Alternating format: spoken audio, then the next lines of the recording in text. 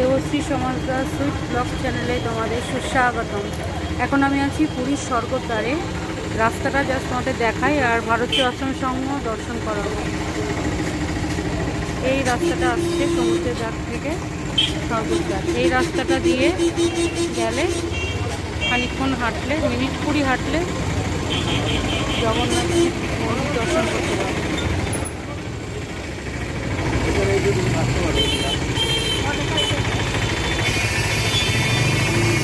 আর এই হচ্ছে ভারত সেবাশ্রম সংঘ।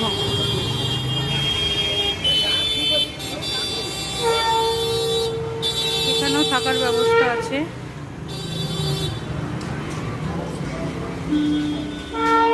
দেখো পুরো মন্দিরটা, এগুলো সব থাকার।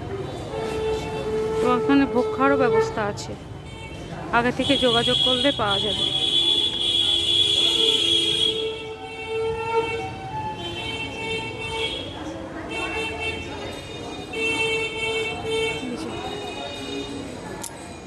হনুমানজিকে দর্শন করো।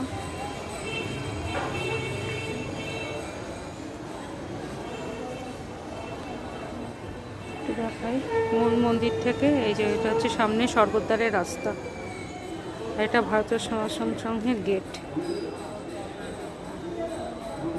শিবের মন্দির আছে।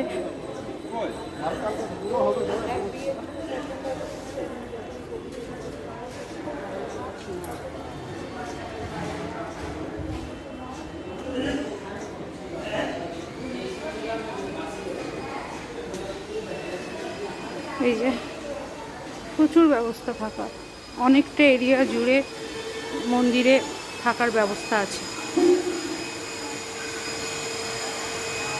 তোমরা এসে ভারতীয় সঙ্গে যদি যোগাযোগ করো, যদি ঘর ফাঁকা থাকে ঘর পেয়ে যাবে। 3 দিনের জন্য তো পাবেই।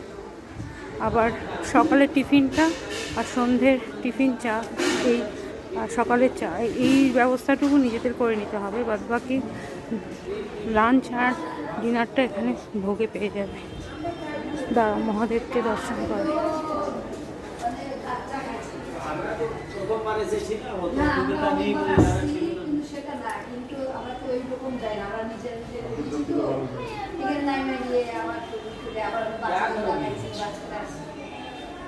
শিবের মন্দির।